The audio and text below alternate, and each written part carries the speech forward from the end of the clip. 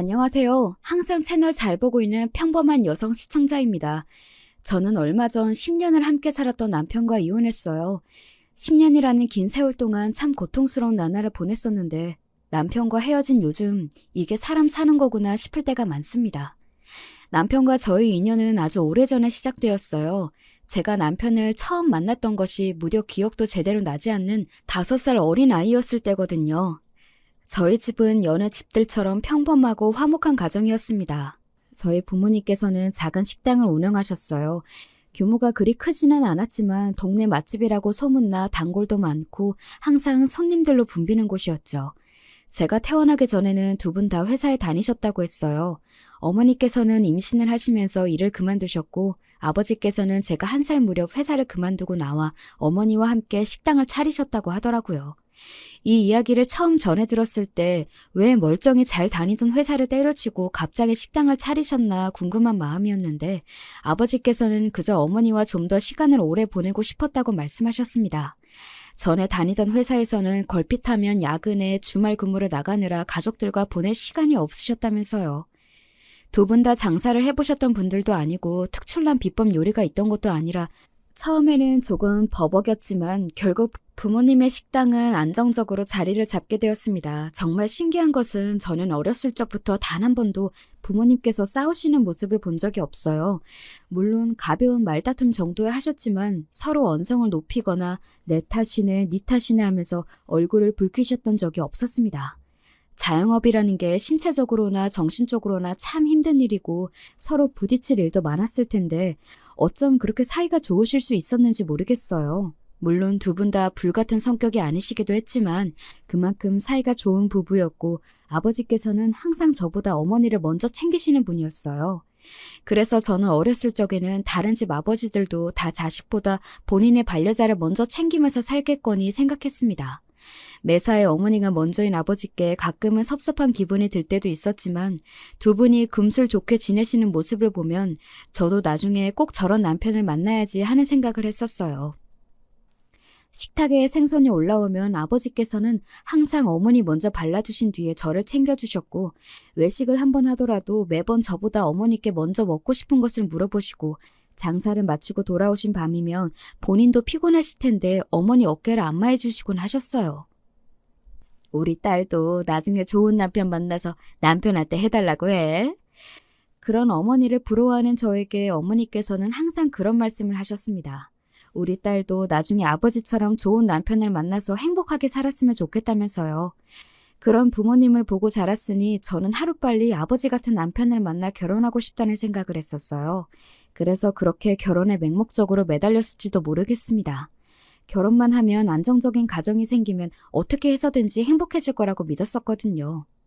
다시 남편 얘기로 돌아오자면 남편은 저희 어머니 친구분의 아들이었어요. 요즘 말로 하면 엄친아라고 하죠. 엄마 친구 아들의 줄임말인데 들어본 적이 있으시려나요? 흔히들 어머니들께서 옆집 누구는 이번 시험에서 100점을 맞았다더라. 엄마 친구 아들 누구누구는 편식도 안 하고 잘 먹는다더라. 하며 남들과 비교하며 자식을 타박할 때 사용하는 말이죠. 그만큼 엄마 친구 아들은 뭐든 잘하는 완벽한 아이처럼 묘사되기 마련인데 남편은 딱 그런 아이였어요. 처음 만났을 당시 저보다 2살 많았던 남편은 새하얀 얼굴에 곱게 다려진 티셔츠를 입고 있었어요. 딱 봐도 비싸 보이는 옷이었고 실제로도 남편 집은 굉장히 잘 살았었어요. 제대로 기억이 나진 않지만 남편 아버지께서 규모가 꽤 있는 의류 사업을 하셨다고 했던 것 같습니다. 저희 부모님과 남편의 부모님은 꽤 친한 사이였어요. 부부 동반으로 여행도 자주 가고 만남도 자주 가졌습니다. 남편의 어머니와 저희 어머니께서는 고등학교 동창이었는데 학교를 다닐 당시에는 그리 친한 사이가 아니었지만 우연히 타지에서 만나 사이가 가까워졌다고 했어요. 마침 비슷한 또래의 자식도 있었고 여러모로 공통점이 많아 아버지들께서도 쉽게 친해지셨다고 하더라고요. 남편 집에도 몇 번 놀러 갔던 적이 있었는데 몹시 크고 화려했던 기억이 나요. 남편의 어머니께서는 항상 친절하셨고 남편 또한 제법 다정한 성격이었습니다. 2살 어린 여자아이를 귀찮아할 법도 한데 항상 저와 잘 어울려 주었고 어린 시절 저는 남편 가족들과 어울리는 것을 몹시 좋아했어요. 그러던 어느 날 비극은 갑작스레 찾아왔습니다. 제가 학교에 막 입학했던 8살 때의 일이에요. 저희 가족과 남편 가족은 그 해에 함께 여름 휴가를 떠나기로 했어요. 강원도의 한 캠핑장에서 함께 캠핑을 하기로 했고 남편 가족들이 미리 가서 준비를 해놓으면 저희 가족은 가게 문을 닫고 밤늦게 출발을 할 예정이었습니다. 그날따라 마감 시간까지 손님이 너무 많아 출발이 많이 늦어졌고 설상가상으로 밤부터 예보에도 없던 비가 쏟아지기 시작했어요. 잠깐 지나가는 소나기인 줄 알았건만 비는 멈출 낌새가 없었고 아버지께서는 도저히 이런 늦은 시간에 저 비를 뚫고 캠핑장까지 운전해서 가기는 무리라고 생각하셨다고 합니다. 결국 남편 가족에게 내일 날이 밝고 비가 그치는 대로 가겠다 연락을 보내놓고 잠에 들었어요. 다음날 아침에도 비는 여전히 내리고 있었고 아버지께서 보고 계시던 뉴스에서 갑작스러운 폭우로 물난리가 나 이곳저곳에서 피해가 있었다며 보도하고 있었던 기억이 납니다. 부모님께서는 걱정스러운 목소리로 이런저런 이야기를 나누셨고 어린 저는 눈을 비비며 그냥 집에서 쉬고 싶다는 생각을 했었던 것 같아요. 남편 가족에게서는 답장이 오지 않았고 부모님께서는 상의 끝에 일단 캠핑장으로 향하기로 했습니다. 그렇게 저희 가족은 바리바리 짐을 싸 캠핑장으로 출발했어요. 운전을 해보신 분들은 아시겠지만 눈길 못지않게 빗길 운전도 정말 까다롭잖아요. 그렇지 않아도 캠핑장으로 가려면 산길을 굽이굽이 지나가야 하는데 도로도 험하고 길도 미끄러우니 좀처럼 속도가 나지 않았고 아침 일찍 출발했지만 늦은 오후쯤이 되어서야 캠핑장 근처에 도착하게 되었습니다. 캠핑장으로 가는 내내 이곳저곳 침수된 곳이 많이 보였고 경찰같이 보이는 사람들이 노란 우비를 입고 도로를 통제하고 있었던 것 같아요. 워낙 어렸을 적의 일이라 자세하게 생각은 나지 않지만 꼭 영화나 드라마에서나 볼 법한 장면이라 어린 마음에 신기했던 기억이 납니다. 캠핑장으로 가는 길목 앞에 차가 여러 대 세워져 있었고 사람들이 우비를 입고 바람을 맞으며 짐을 정리하고 있었어요. 아버지께서 차에서 내려 그 사람들에게 다가가 이야기를 나누고 돌아오셨고 낯빛이 좋지 않으셨습니다. 어제 물난리 때문에 캠핑장에서 사고가 났다고 하네. 커다란 나무가 쓰러져서 텐트를 그대로 덮쳤다고. 밤새 난리도 아니었대. 그냥 돌아가는 게 좋을 거라고 하는데 아직 연락 온 거 없지? 사고 난 사람들이 어린 아들이 있는 부부였다고 하는데. 아버지의 말에 어머니께서도 덩달아 표정이 심각해지셨고 두 분은 한참 대화를 나누시다가 결국 차를 돌려 인근 병원으로 향하기로 했습니다.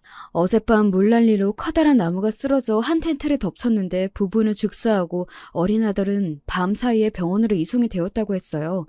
그때까지도 남편 가족에게서는 아무런 연락이 없었고 무리해서 캠핑장으로 향해봤자 남편 가족들도 진작 대피를 했겠지 싶어 병원으로 가 남자아이의 신원을 확인해보기로 했습니다.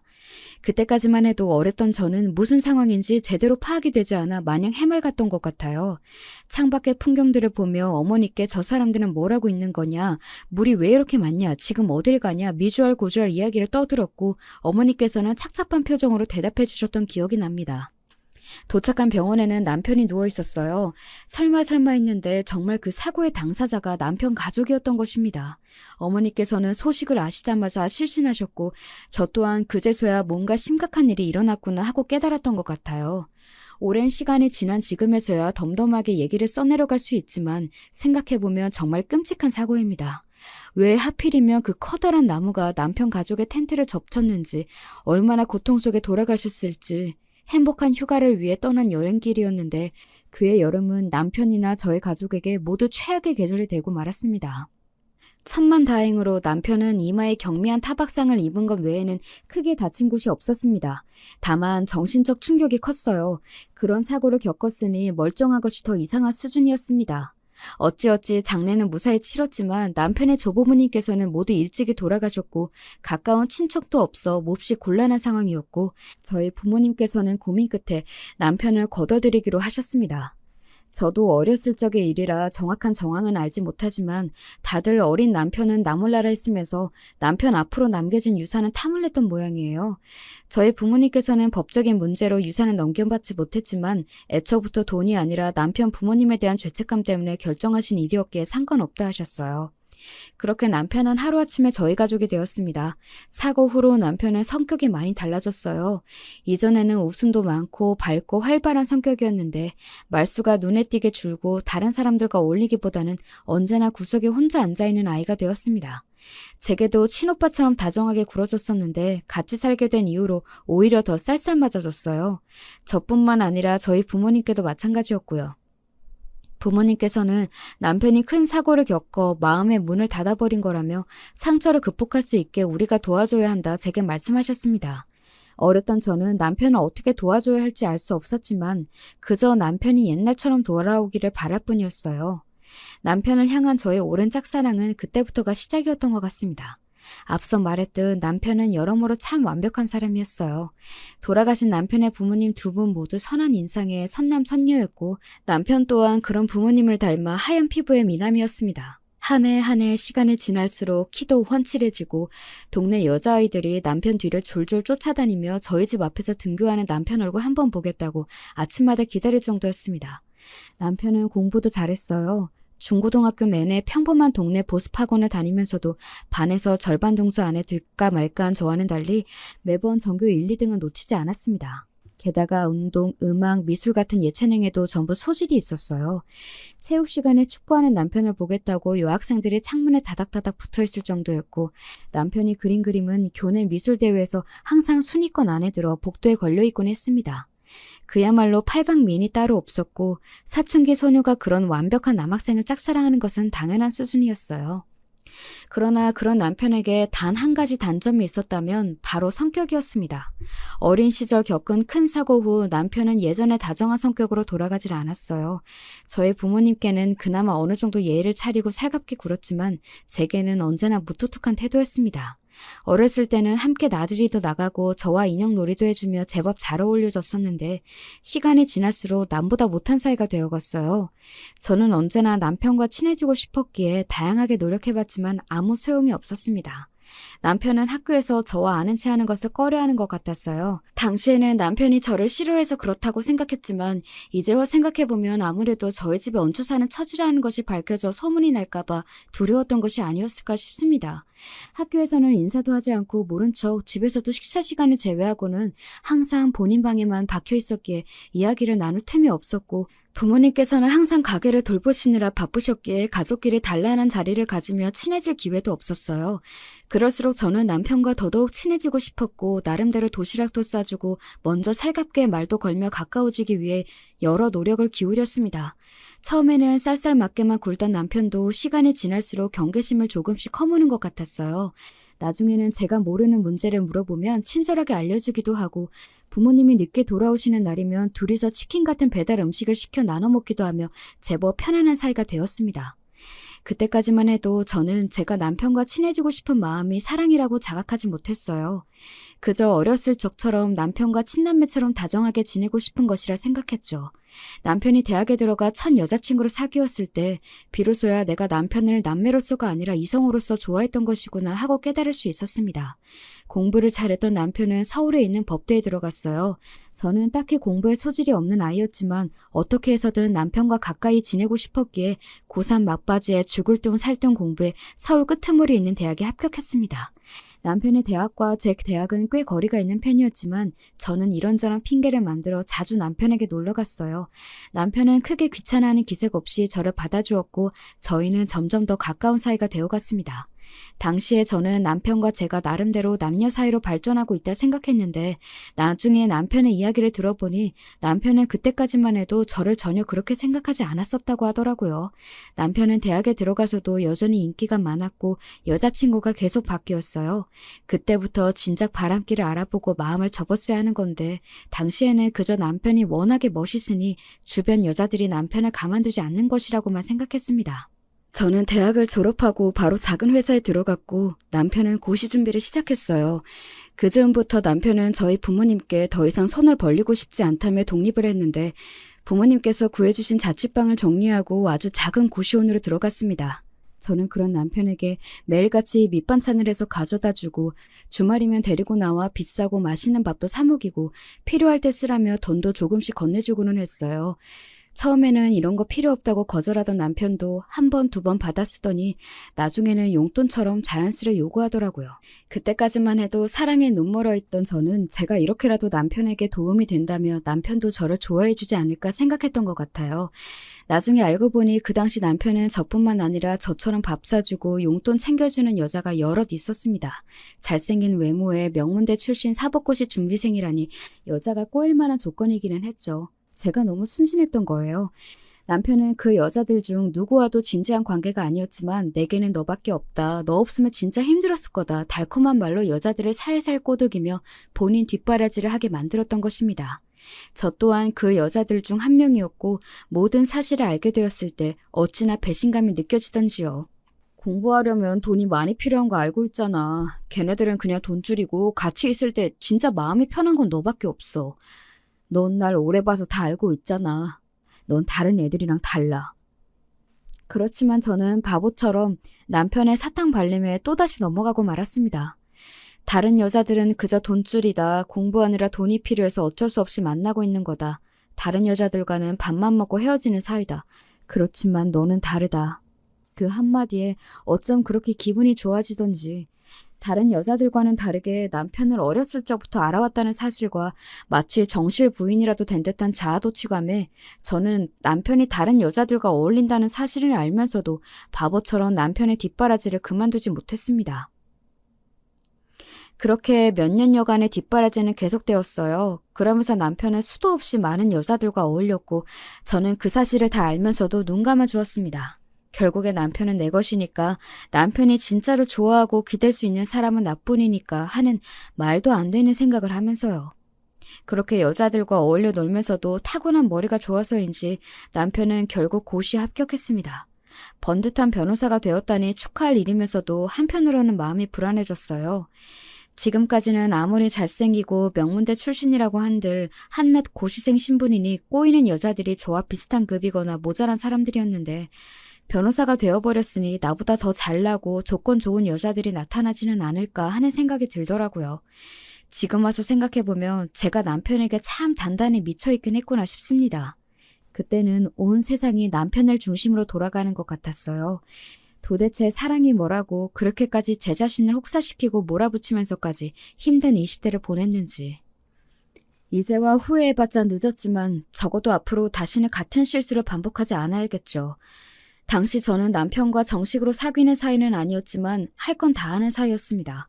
통상 연인끼리 하는 것들이 있잖아요. 그런 밤을 보낼 때마다 저는 남편에게 우리가 무슨 사이냐고 묻고 싶었지만 남편에게서 기대했던 답이 나오지 않을까 두려워 입을 꾹 다물곤 했습니다. 남편은 고시에 합격한 후로 이리저리 바빠져 더 이상 예전처럼 저와 연락을 자주 하지 않았어요. 전화를 걸어도 항상 바쁘다, 나중에 연락하자며 끊어버리기 일쑤였고 저밖에 없다며 다정하게 굴어줄 땐 언제고 한순간에 변해버린 남편의 태도에 마음이 몹시 초조해졌습니다. 오빠, 나 임신했어. 그렇게 초조한 나날들을 보내던 차에 몸이 뭔가 이상했어요. 잠을 자도 피곤하고 이상하게 아랫배가 생리 때처럼 무거운데 또 막상 생리는 시작되질 않고 혹시나 하는 마음에 테스트를 해보니 정말 선명하게 두 줄이 떴습니다. 전혀 생각하지도 못했던 임신이었어요.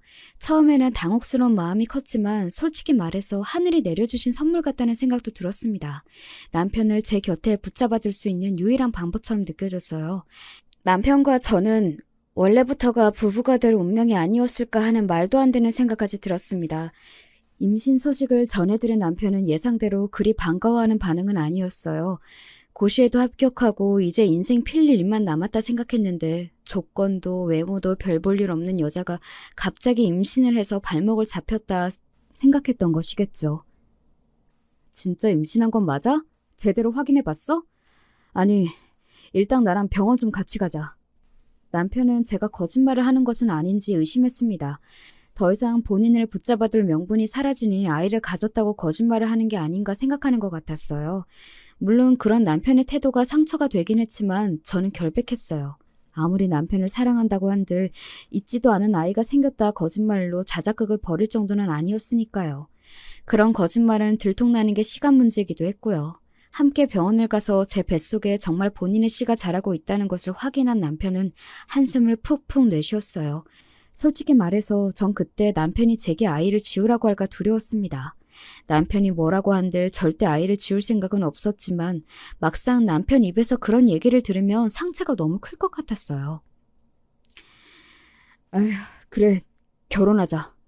그렇게 한참 동안 병원 의자에 앉아 한숨을 내쉬던 남편은 결국 마지못해 한마디를 내뱉었습니다. 당시 생각해도 참 분위기 없고 최악의 프로포즈지만 당시 저는 그 말이 100캐럿짜리 다이아몬드 반지보다 더 기뻤어요. 드디어 내가 꿈꾸던 결혼 생활이 시작되는 거구나. 이 남자가 정말 내 남편이 되는 거구나 하고요. 그때 저는 결혼만 하면 남편이 저희 아버지처럼 가정적이고 아내를 위하는 남편이 될 거라고 말도 안 되는 착각을 하고 있었던 것 같아요. 사람 고쳐 쓰는 거 아니라고 그렇게 수많은 여자들과 어울려 지내는 것을 전부 다 봐와놓고도 왜 그런 말도 안 되는 생각을 했던 건지, 어쩌면 저는 그저 애써 현실을 부정하려 했던 건지도 모르겠습니다. 결혼하면 달라질 거야. 결혼하면 좋은 남편이 될 거야. 그렇게라도 생각하지 않으면 제가 너무 비참해지니까요. 저와 남편의 결혼 소식에 부모님께서는 몹시 놀라셨어요. 친남매처럼 가까이 지내는 줄로만 알았더니 언제부터 그런 사이가 되었냐면서요. 뱃속에 아이가 있다는 말에 아버지께서는 거의 뒤로 넘어가셨지만 결혼 준비는 큰 문제 없이 진행되었습니다. 남편은 고시 합격해 로펌에 들어가기는 했지만 이제 막 사회생활을 시작한 초년생이었고, 저 또한 회사를 오래 다니긴 했지만 남편 뒷바라지를 하느라 크게 모아놓은 돈이 없어 저의 부모님께서 대부분의 결혼식 비용을 마련해 주셨습니다. 지금 생각해도 너무나 죄송스럽고 감사한 마음이에요. 결혼식 비용뿐만 아니라 저희가 살 신혼집도 부모님께서 구해주셨습니다. 남편 로펌 근처의 구축 아파트였고 둘이 살기엔 차고 넘칠 정도로 충분했어요. 남편은 조금 불만족스러워 보이긴 했지만요. 그렇게 결혼식을 마치고 신혼생활이 시작되었습니다. 남편은 이제 막 시작한 초보 변호사였기에 매일같이 일을 배우러 다니고 발로 뛰느라 바빴어요. 배가 어느 정도 불러오기 전까지는 저도 회사에 다녔기에 남편의 빈자리를 느낄 새가 없었습니다. 임신 중순 무렵에는 회사를 그만두고 집에서 살림을 하며 태교에 집중하기 시작했어요.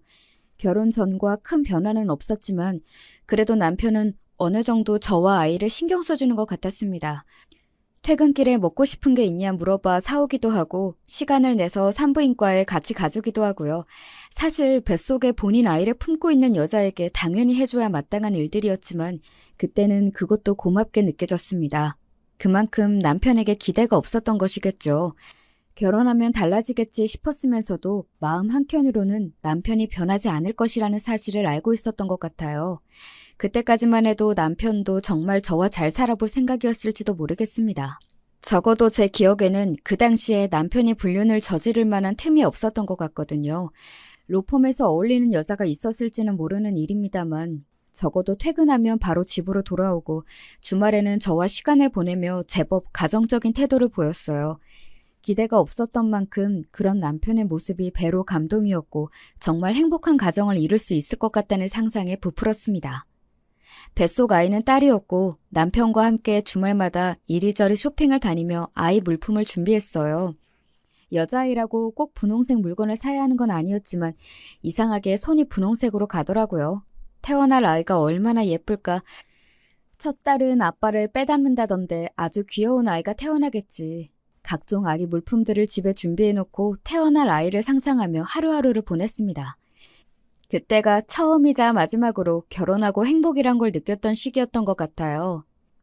임신 막달이 가까워질수록 급격하게 컨디션이 좋지 않아졌고 저는 결국 조기양수 파열로 병원에 입원을 하게 되었습니다. 최대한 버티다가 아이를 낳고 싶었지만 상황이 여의치 않아 30주를 채우지 못하고 딸아이를 출산하게 되었어요. 아이는 1.5kg으로 아주 작았고 태어나자마자 신생아 중환자실의 인큐베이터에 들어갔습니다. 스스로 몸조리를 하기도 힘들었지만 아이가 너무나 걱정이 되어 매일같이 울며 밤을 지새웠어요. 당시의 기억은 지금 다시 떠올리기도 싫을 정도로 너무나 고통스럽고 힘들었던 나날들 뿐입니다. 그 일에 관해 자세하게 적고 싶은 마음은 없고 다시 상기하고 싶지도 않아요. 그 뒤로 많은 일들이 있었지만 미숙아로 태어나 호흡기 쪽에 문제가 있던 저희 딸아이는 중환자실에서 한 달여 가량을 버티다 결국 엄마 품에 안겨보지도 못하고 세상을 떠나갔습니다. 그 과정에서 남편과의 사이도 자연스레 멀어질 수밖에 없었어요. 아이가 태어나면 마냥 행복할 것이라고만 생각했던 저희 가족은 그렇게 또다시 남보다 못한 사이가 되어버리고 말았습니다. 아이에게는 지금도 죄책감이 가득해요. 병원에서는 그 누구의 잘못도 아니다. 세상엔 피할 수 없는 일이 있는 법이다. 산모님 탓이 아니다. 저를 위로했지만 설령 정말 그렇다 한들 엄마로서 아이에게 미안한 마음은 죽는 날까지 지울 수가 없을 것 같습니다. 최대한 조심해서 생활했지만 뭔가 아이에게 무리를 주었던 것이 아닐까. 내가 좀 더 조심했다면, 내가 더 건강한 산모였다면 아이를 더 오래 품어줄 수 있었을 텐데. 모든 것이 내 탓 같고 하루하루 죽고 싶을 만큼 힘들었어요. 그 과정에서 남편이란 사람은 제게 힘이 되어주거나 절 위로해주기는커녕 너 때문에 아이가 죽은 거나 마찬가지라며 저를 비난했습니다. 그러게 내가 몸 관리 좀 잘하라고 했잖아.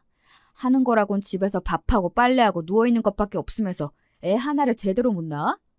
그런 남편의 비난을 듣고 있으니 정말 제가 못난 엄마가 된 것만 같았어요. 남편과 저는 매일같이 서로 네 탓이네 하며 언성을 높여 싸웠고 점점 남보다 못한 사이가 되어갔습니다. 퇴근하면 제 시간에 맞춰 꼬박꼬박 집에 들어오던 남편은 차츰 귀가 시간이 늦어졌고 외박하는 날도 잦아졌어요.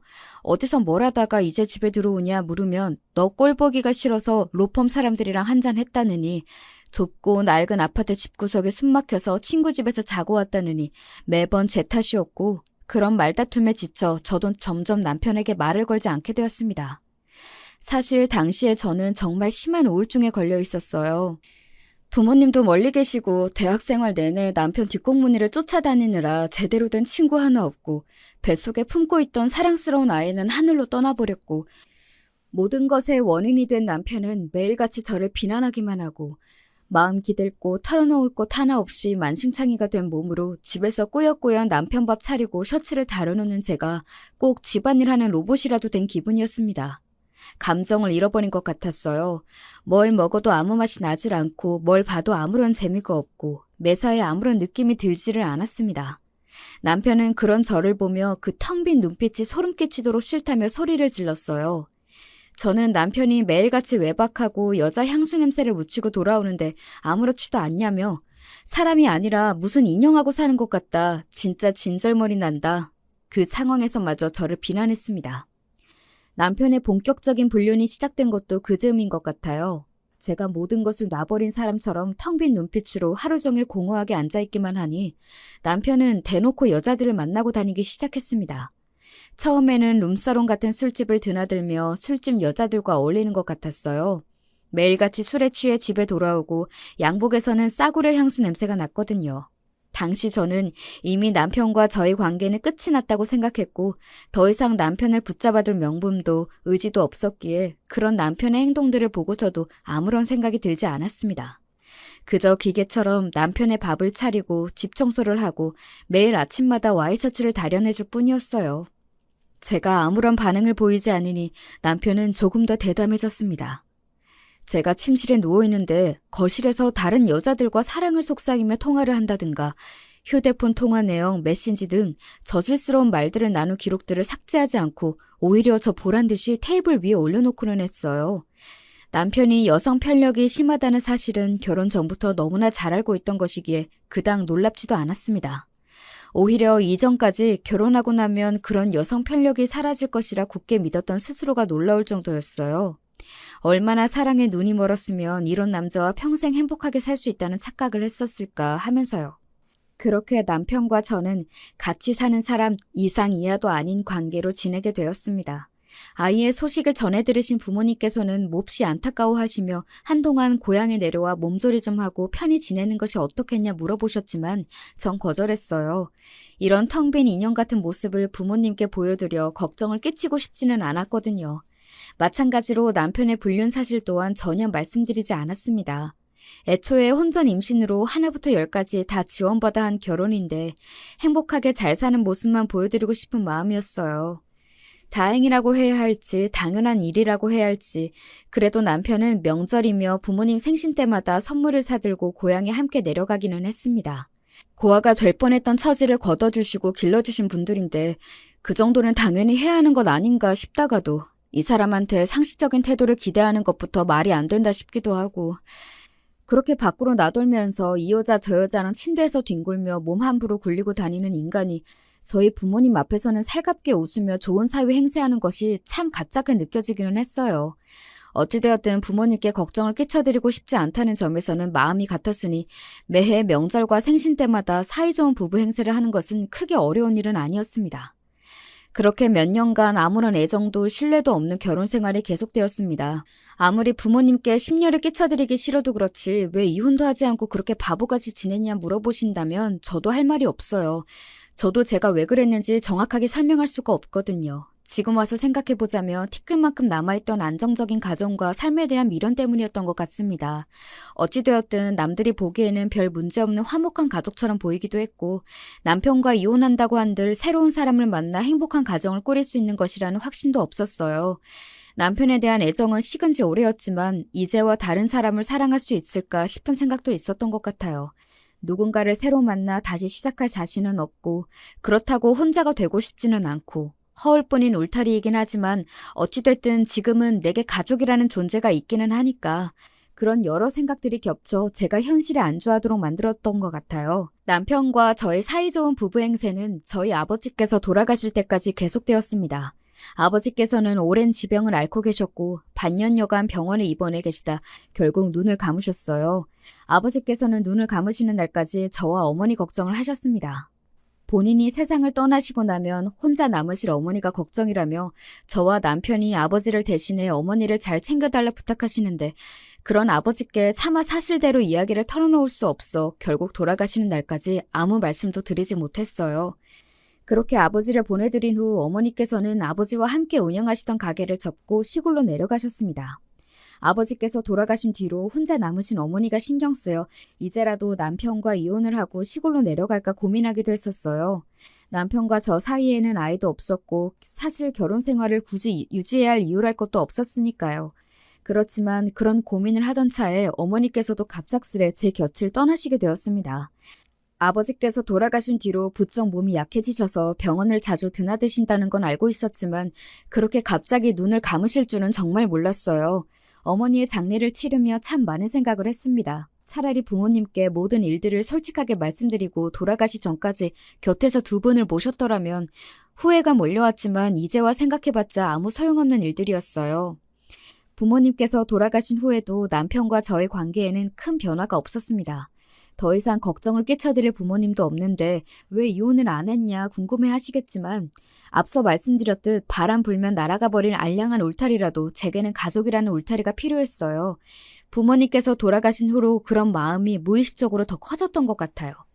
남편은 제게 심적으로 그 어떤 도움도 주지 못했지만 적어도 허울뿐이나마 제 곁에 머물러주고는 있었으니까요. 그렇게 여전히 뒤틀린 결혼 생활을 이어가며 부모님께서 돌아가신 뒤로 1년여라는 시간이 지났습니다.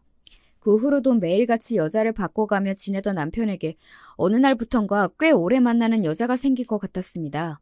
자세히 알 수는 없었지만 아마도 남편의 고객인 것 같았어요. 우습게도 저희 남편은 불륜, 이혼을 비롯한 남녀 간에 일어나는 일들을 전문으로 하고 있었거든요. 본인이 직접 불륜을 저지르고 있으니 당사자의 심리를 더 잘 파악하기라도 하나 속으로 코웃음 치기는 했습니다. 어찌되었든 상대 여자는 무슨 이유에서인지 남편과 이혼 소송을 하는 중이었고 돈이 몹시 많은 사람인 것 같았어요. 남편이 받아오는 선물들이 하나같이 고가의 명품들이었거든요. 물론 그 여자가 준 것인지 아닌지는 알 수 없었지만 보통 친구나 동료 사이의 관계에서는 그런 비싼 선물들을 흔하게 하지는 않으니까요. 못 보던 물건들이 하나둘 늘어갔고 남편은 그걸 제게 숨길 생각조차 하지 않았습니다. 제가 다 듣고 있는 앞에서 불륜녀와 당당하게 통화를 하는 인간인데 선물을 왜 숨기겠어요. 처음에는 저 여자도 얼마 지나지 않아서 갈아치우겠지 싶었는데 한 달, 두 달 시간이 지나도 똑같은 여자와 만나는 모습에 이상하게 불안한 마음이 들었습니다. 그동안은 아무리 남편이 여자들을 만나고 다녔어도 금세 질려하며 다른 여자로 갈아탔기에 그렇게 큰 불안감이 없었던 것 같아요. 우습게도 정실 부인이라는 생각이 당시에도 남아있었던 것입니다. 남편이 아무리 여자를 만나고 다녀도 결국 부인은 나다. 내가 먼저 이혼을 요구하지 않는 이상 지금의 가정에 깨질 일은 없을 것이다. 하는 오만하고 어리석은 착각이었죠. 남편은 그 여자에게 꽤 진심인 것처럼 보였어요. 절대 본인 귀찮은 일은 안 하는 사람이 그 여자 전화 한 통이면 자다가도 벌떡 일어나 불이 나게 뛰어나가고 향수도 매일같이 바꿔가며 아주 난리를 떨더군요. 그 모습이 어찌나 눈꼴이 시렵던지요. 괜시리 짜증이 나 와이셔츠를 집어던지니 남편은 웬일로 네가 화를 다 내냐며 이제야 조금 위기의식이 들었냐 말 같지도 않은 소리를 늘어놓았어요. 나 이번 주말에 여행 다녀올 거야. 그렇게 알아. 무슨 여행? 그 여자랑? 주말이 생일이거든. 차 하나 뽑아주고 드라이브도 할 겸 여행 다녀오려고. 차를 뽑아준다고? 그 여자 돈도 많잖아. 무슨 차? 신형 벤츠. 전부터 갖고 싶다고 하길래 그동안 받아먹은 것도 있고. 이 정도는 투자라고 생각하고 사줘야지. 앞으로 뽑아먹을 게 얼만데. 근데 너 오늘따라 이상하다? 뭘 이렇게 꼬치꼬치 캐물어? 불륜으로 고소라도 하게? 아서라 아서. 남편이 이혼 전문 변호사인데 꿈도 크다. 남편은 항상 저를 지독하게 무시했어요. 할 줄 아는 거라곤 집에서 밥하고 빨래하고 살림하는 것밖에 없으니 남편이 다른 여자랑 뒹굴고 다녀도 이혼하자는 말 한마디 못하는 거 아니냐고. 그래도 네가 요리 하나는 잘해서 그냥 데리고 사는 거다. 네가 나랑 이혼하며 내 발끝이라도 따라오는 남자 만날 수 있겠냐. 매번 사람을 무시하고 비웃고 법적으로 엄연한 부부관계인 여자에게 불륜녀 생일 선물이며 여행 얘기를 아무렇지도 않게 꺼낼 정도면 말 다 했죠. 네가 그래서 뭘 어쩔 건데 하는 그 뻔뻔한 태도며 눈빛이며 지금 다시 생각해도 치가 떨릴 정도입니다. 주말 내내 집에서 남편과 그 여자의 모습을 상상했어요. 새로 산 벤츠에 함께 올라타 행복하게 드라이브를 하고 맛있는 식사도 하고 저녁엔 술 한 잔 걸치고 그리고 침대에 함께 올라가 잠들겠지. 나에게는 절대 보여주지 않는 웃는 모습이며 다정한 말투의 남편을 상상하니 저도 모르게 눈물이 쏟아져 나왔어요. 그동안 남편이 다른 여자들을 만나고 다니는 것에 무감각해졌던 것이 아니라 내가 애써 현실을 외면했던 것일 뿐이구나 하는 생각이 들었습니다. 남편은 일요일 늦은 밤이 되어서야 집에 돌아왔고 몹시 기분이 좋아 보였어요. 그런 남편의 모습을 보고 있자니 속에서 불이 나는 심정이었습니다. 가장 비참했던 것은 그 다음 주말이 바로 제 생일이라는 사실이었어요. 남편과의 사이가 엉망이 된 후로 저희는 서로 생일이나 결혼기념일 같은 날은 챙기지 않고 있었지만 그 사실이 새삼스럽게 쓰렸습니다. 여보, 이번 주말에 시간 좀 비워. 같이 나가서 저녁 먹자. 갑자기 무슨 저녁? 안 돼, 나 바빠. 약속 있어. 주말 내 생일이잖아. 생일에 밥 한 끼 먹는 것도 안 돼? 아, 주말이 생일이었나? 이제 와서 갑자기 무슨 생일이야. 돈 없어? 카드 줄 테니까 나가서 너 알아서 사 먹어. 내가 지금 돈이 없어서 그래? 그 여자 생일에는 벤츠까지 뽑아주더니 내 생일에는 밥 한 끼 같이 못 먹어? 내가 선물을 달랬어. 뭘 해달랬어? 우리가 이제 와서 생일 축하한다고 같이 밥 먹을 사이야? 요즘 따라 왜 이래? 혹시나 해서 하는 말인데 나 너랑 잘 지내볼 생각 없어. 나 그 여자랑 재혼할 거야.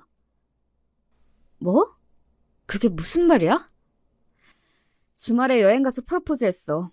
안 그래도 얘기하려고 했는데 우리 이혼하자. 이만큼 살았으면 할 만큼 했잖아. 그래도 아직 법적으로 부부 사이인데 다른 여자한테 프로포즈를 했다니 너무나 황당한 말에 제대로 대답도 못하고 있는데 남편은 솔직히 그동안 네 부모님 생각해서 살았던 건데 이제 돌아가셨으니 더 이상 같이 살 이유가 없지 않느냐. 그 여자 장난 아니게 돈이 많은 여자다. 나도 앞으로 상류사회 올라가서 좀 떵떵거리면서 살아보고 싶다. 이혼해주면 내가 그동안 모아놓은 돈 다 주겠다. 생일 선물로 벤츠가 아니라 10억 줄 테니 그냥 좋게 이혼해달라. 너도 어차피 나 사랑해서 같이 살았던 거 아니지 않느냐. 뻔뻔하게 이야기들을 늘어놓았고 참 기가 찼습니다. 철면피라는 건 진작부터 알고 있었지만 이렇게까지 상식 밖의 인간일 줄은 정말 몰랐어요. 그래도 한때나마 사랑했고 10년 동안 한 집에서 부대끼며 살아온 사람인데 내가 지금껏 정말 허송세월을 했구나. 머리를 한 대 맞은 기분이었습니다. 결국 왈가왈부할 것 없이 이혼해주겠다고 했고 남편은 그날로 짐을 싸서 집을 나갔습니다. 속이 허했지만 한편으로는 잘된 일이다 싶었어요. 더 이상 현실을 외면하며 저런 한심한 인간 바짓가랑이를 붙잡은 채로 의미 없는 결혼 생활을 이어갈 필요가 없다는 생각이 들었거든요. 그렇게 저는 남편에게 10억을 받고 깔끔하게 합의 이혼을 했습니다. 우스갯소리겠지만 남편이 이혼 전문 변호사라 편하긴 하더라고요. 10년간의 세월, 아니 어쩌면 훨씬 전부터 제가 남편에게 가져다 바친 세월과 젊음이 겨우 10억으로 보상받을 수 있는 건 아니었지만 이혼하고 나니 내가 뭐 때문에 그동안 가족이라는 쓸데없는 울타리에 집착했던 건지 속이 참 시원해지는 기분이었어요. 더 이상 남편이 다른 여자들과 어울리는 걸 애써 무시하지 않아도 되고 죽을 만큼 미운 인간 밥 차리고 빨래하고 그러면서도 할 줄 아는 건 집안일 뿐이라며 무시당하지 않아도 되고 그토록 두려워했던 혼자가 막상 되어보니 별거 없더라고요. 이혼한 뒤로 저는 그동안 해보지 못했던 취미생활도 즐기고 문화센터에서 수업도 받고 분위기 좋은 맛집, 카페 등 찾아다니며 나름대로 행복한 나날들을 보냈어요. 신경 써야 할 인간이 사라지니 마음이 그렇게 가벼워질 수가 없더라고요. 물론 저와 이혼하고 그 여자와 재혼해 희희낙낙 잘 살고 있는 모습을 생각하면 가끔은 속이 쓰리긴 했지만 얼마 전 우연히 남편을 만난 뒤로 그런 일도 싹 사라졌어요. 이 사연을 쓰기 시작한 이유도 그 일 때문이에요. 남편과 이혼한 뒤로 저는 부모님께서 결혼하실 때 마련해 주셨던 구축 아파트에 줄곧 살고 있었는데 얼마 전 이사를 위해 근처의 부동산을 찾았어요. 그런데 그 부동산에서 남편을 딱 마주친 겁니다. 남편이 일하고 있는 로펌이 근처라 마주친 것 같았어요. 그 여자랑 살만한 신혼집이라도 구하러 왔나 싶어서 떨떠름하게 인사를 하는데 얼굴이 썩 안 좋아 보이더라고요. 한참 깨벗고 행복할 시기 아니냐, 아파트 구하러 온 거 아니냐 물어보자 부동산 주인이 의문 가득한 얼굴로 남편에게 원룸 알아보러 오셨다고 하시지 않았냐는 거예요. 웬 원룸인가 싶어 남편을 쳐다보니 남편이 머뭇거리다가 실은 그 여자랑 결혼을 못했대요. 전혀 예상하지도 못했던 말에 결혼을 왜 못했냐 물으니 그러는 넌 여기 뭐하러 왔냐고 되묻더라고요. 나 이사 가려고 아파트 사러 왔어. 아파트를 산다고? 네가 무슨 돈이 있어서? 아, 내가 준 10억? 요즘 10억 갖고 이 동네에서 아파트를 어떻게 사? 내가 말 안 했었나? 우리 아버지가 돌아가시면서 시골 땅을 엄청 물려주셨거든. 몇 푼 안 하는 줄 알았더니 좀 알아보니까 몇백억 되더라고. 뭐? 몇백억? 어머니 시골 내려가셨던 것도 땅 보러 가셨던 거였어. 아버지 먼 친척분이 물려주신 건데 아버지도 돌아가실 때까지 묵혀두고 모르셨다고 하더라고. 근처에 뭐가 들어와서 땅값이 엄청나게 올랐다고 하더라. 아무튼 결혼을 못했다니 아쉽게 됐네. 우리 같이 살던 아파트도 좁다고 투정 부리던 사람이 원룸에서 잘 살 수 있겠어? 실은 아버지께서 돌아가시면서 제 앞으로 엄청난 땅을 물려주셨습니다. 마지막에 알려드리고 싶어서 앞에서는 언급하지 못했는데 쓰면서도 손이 근질근질했네요. 저도 어머니가 돌아가시고서야 알게 된 사실인데 예전에는 논밭이었던 곳이지만 근처에 무슨 대형 시설이 들어오게 되면서 땅값이 몇십 배가 뛰었다고 하더라고요. 생각지도 못한 유산에 처음에는 정말 당황스러웠어요. 그렇지만 지금은 저런 구질구질한 인간과 이혼하고 그동안 고생했던 만큼 새로운 인생 멋지게 잘 살아보라는 부모님의 마지막 선물이라고 생각하고 있습니다. 남편이 저를 가진 것 없는 여자라 무시할 때마다 이 이야기를 꺼낼까 말까 정말 고민을 많이 했었는데 결국 이혼하는 날까지 한마디도 꺼내지 않았어요. 재혼한다는 그 여자도 돈이 장난 아니게 많다고 하길래 그닥 돈에 아쉬워할 것 같지도 않았거든요. 어떻게 그런 사실을 이혼하기 전까지 한마디도 안 꺼낼 수가 있어? 부부 사이의 유산 상속은 다 공유해야 하는 거 몰라? 그렇게 부부 사이의 도리를 잘 지키시는 분이 매일같이 다른 여자랑 뒹굴어? 다른 사람은 몰라도 당신은 나 비난할 자격 없어. 사람이 최소한의 양심이라는 게 있어야지. 혹시나 해서 하는 말인데 나 당신이랑 다시 잘해볼 생각 없어. 그러니까 구질구질하게 굴지 마. 제 말에 남편은 얼굴이 시뻘개져서 씩씩대더니 책상을 발로 차고 밖으로 나가버렸고 나중에 부동산 주인에게 전해 듣기로는 그 여자에게 사기 결혼을 당할 뻔했다고 하더라고요. 자세한 내막은 모르지만 부자라던 여자는 알고 보니 개뿔도 없는 사기꾼이었고 남편은 그런 감언이설에 홀라당 넘어가 간이고 쓸개고 투자라며 다 빼주다가 결국 버림받은 거겠죠. 본인이 젊은 시절부터 해왔던 몹쓸 짓을 그대로 당한 거나 마찬가지니 다 본인 업보라고 생각합니다. 세상에 변호사라는 인간이 꽃뱀한테 사기를 당하다니 참 우스워요. 그 뒤로도 남편에게 몇 번 연락이 왔지만 당연히 다 무시했고 지금은 잠잠해진 상태입니다. 저는 아직 부모님께서 구해주신 구축 아파트에 살고 있어요. 생각해보니 이 정도면 혼자 지내기에는 아무런 문제가 없고 부모님께서 직접 구해주신 곳이라 막상 떠나려니 아쉬움이 진하게 남더라고요. 물론 남편과 살았던 10년의 지긋지긋한 기억들도 함께 담겨있지만 이제 그 더러운 기억들 위에 저 혼자만의 새롭고 행복한 추억들을 차차 쌓아 나가보려 합니다. 이야기를 어떻게 마무리해야 할지 모르겠네요. 나름대로 속 시원한 결말이라고는 생각합니다만 지난 세월 동안 저 스스로를 너무나 돌보지 않고 살아왔던 것 같아요. 앞으로 남은 인생은 젊은 시절처럼 바보같이 스스로를 죽이지 않고 남에게 목매달지 않고 다른 누구보다도 저를 위해 그리고 제게 마지막 선물을 남겨주신 부모님을 위해서라도 부끄럽지 않게 행복하게 살아가고 싶습니다.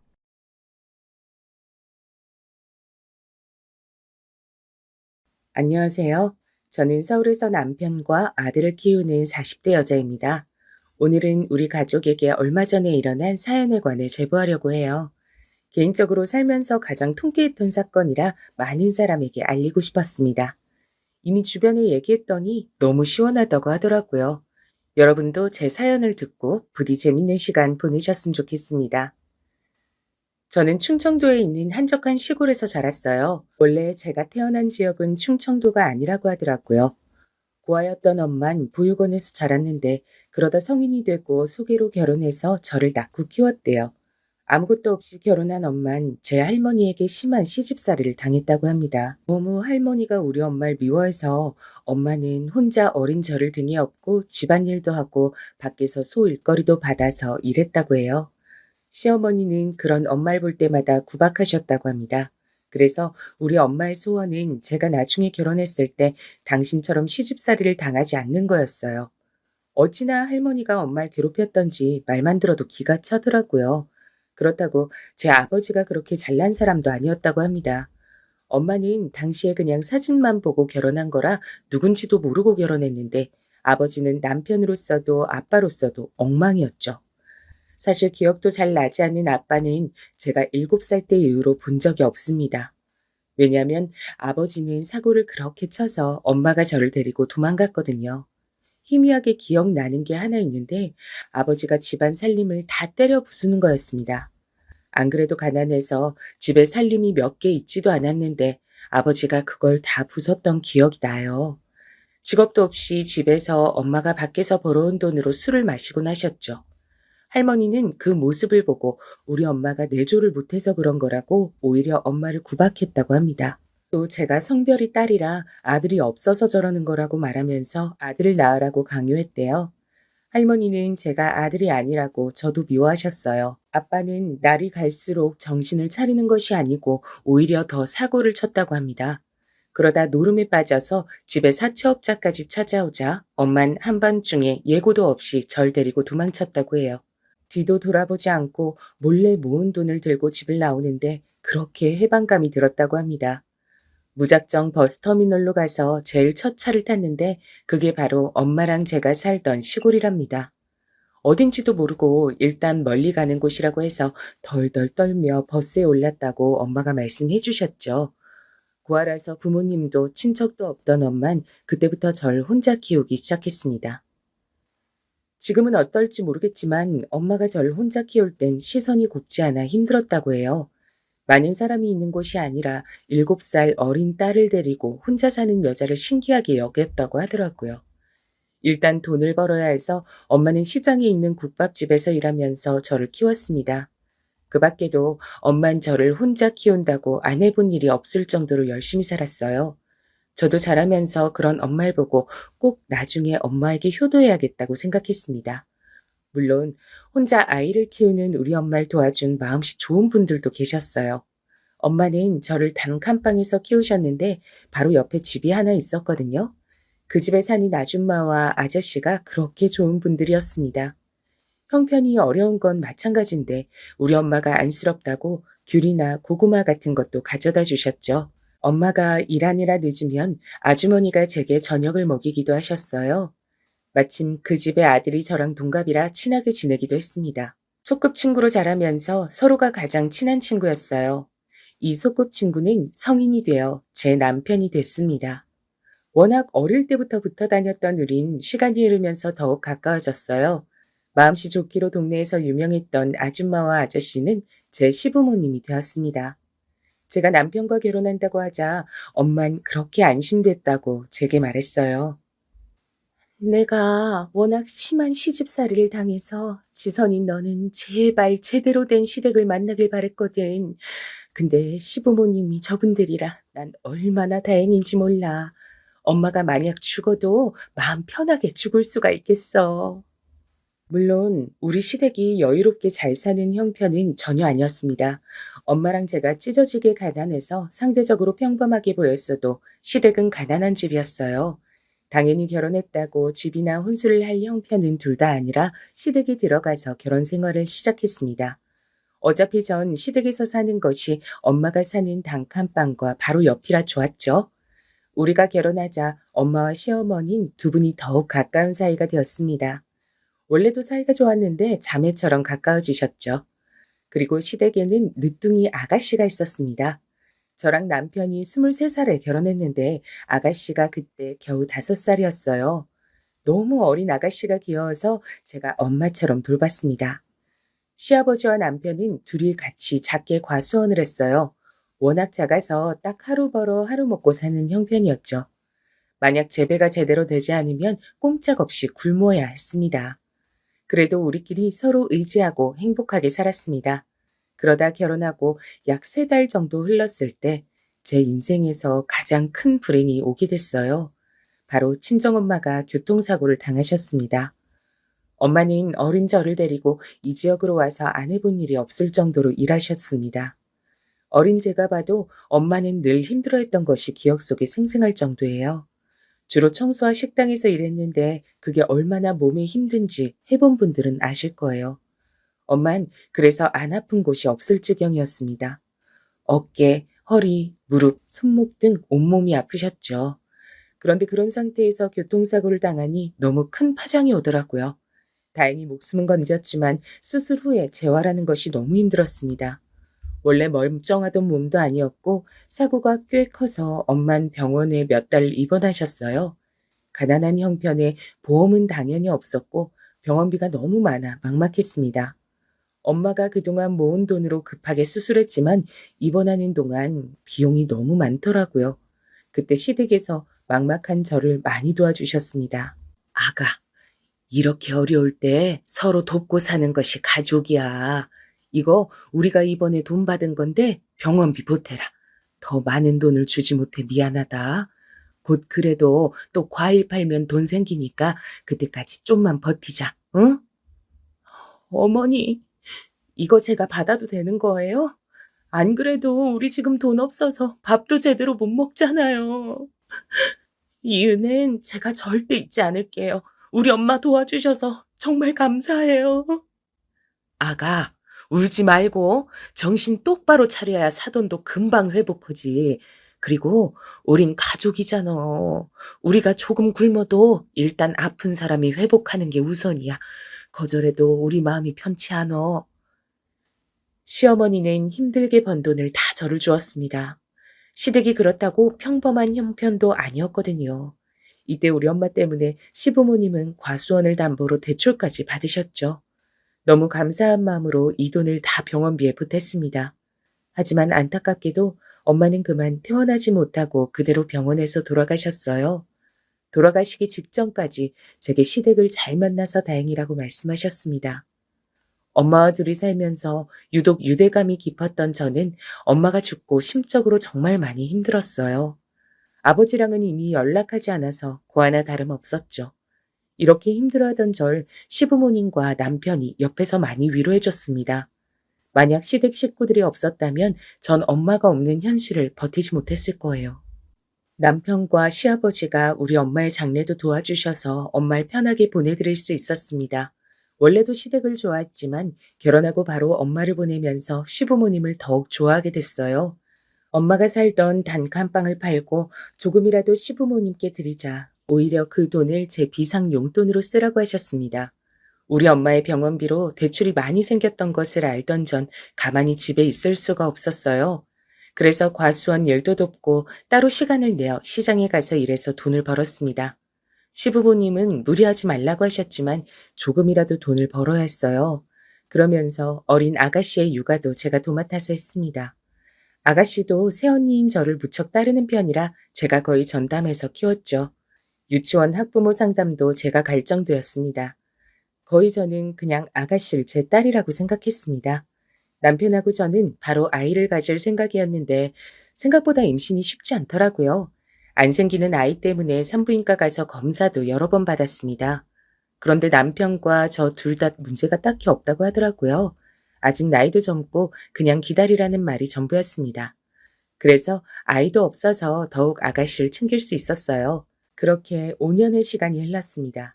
아가씨는 어느새 학교에 입학했고 시부모님과 우리 부부는 빚을 갚느라 힘들었어요.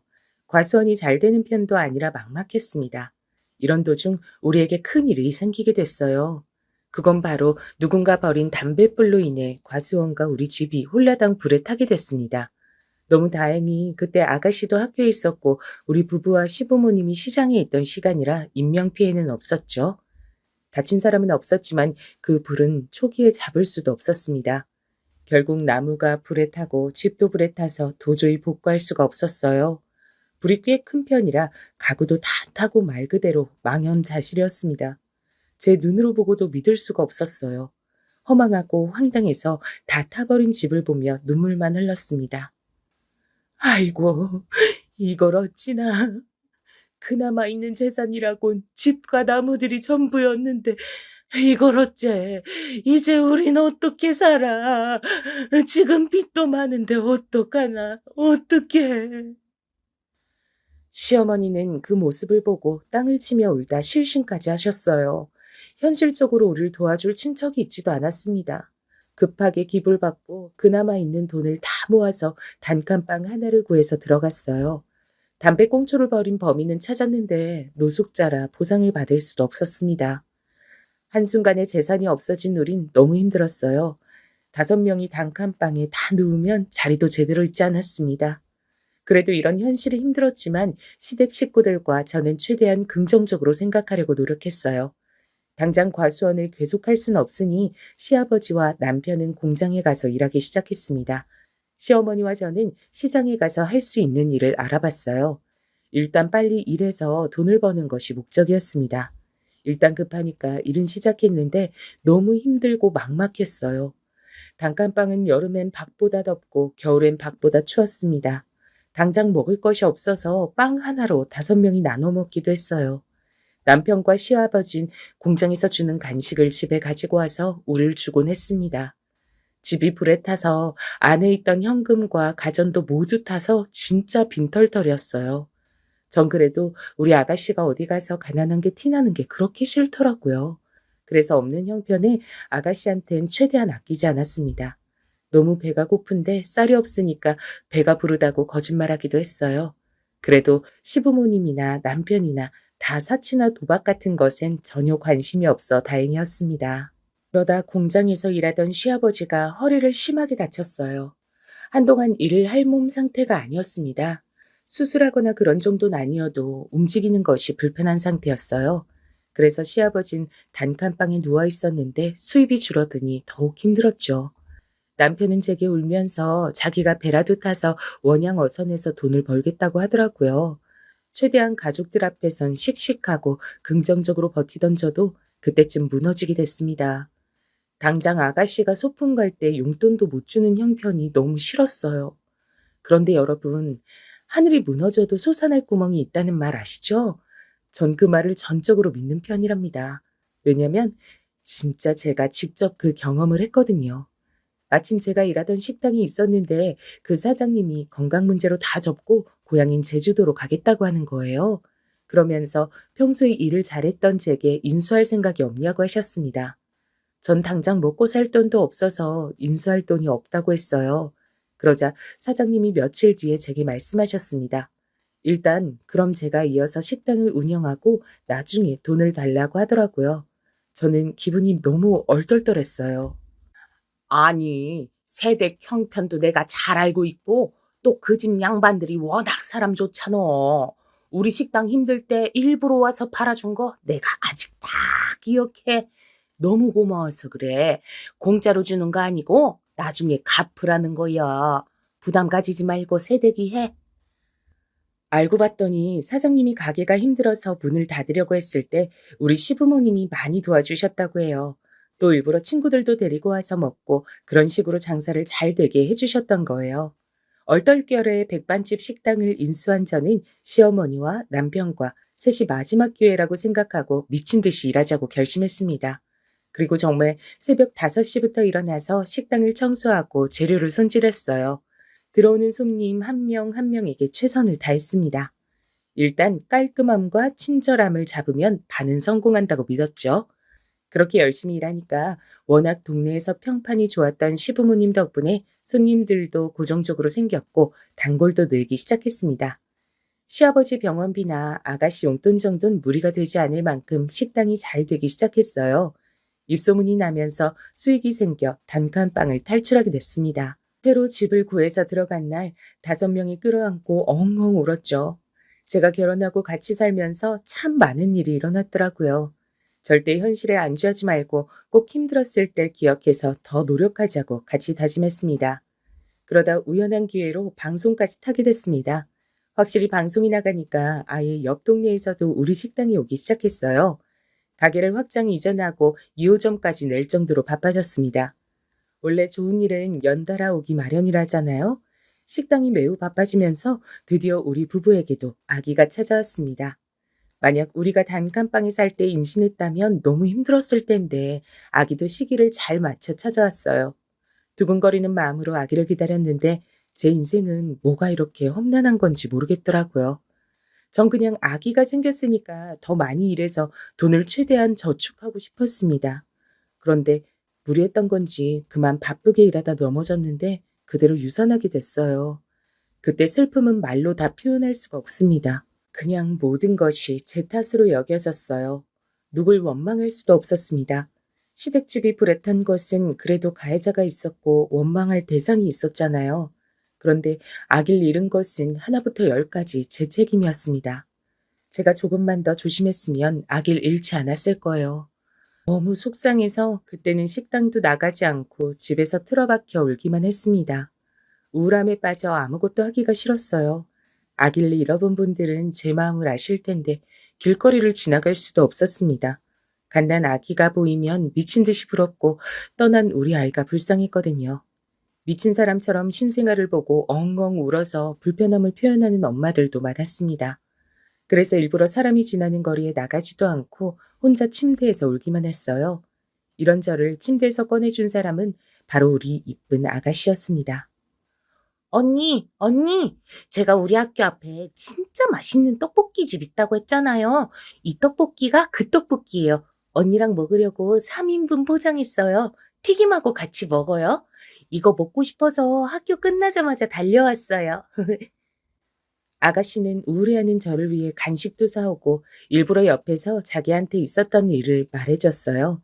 친구랑 싸운 얘기, 시험이 어렵단 얘기, 학교 선생님 얘기 등 미주알 고주알 떠드는 것들을 보니 참 복잡한 마음이 들었습니다.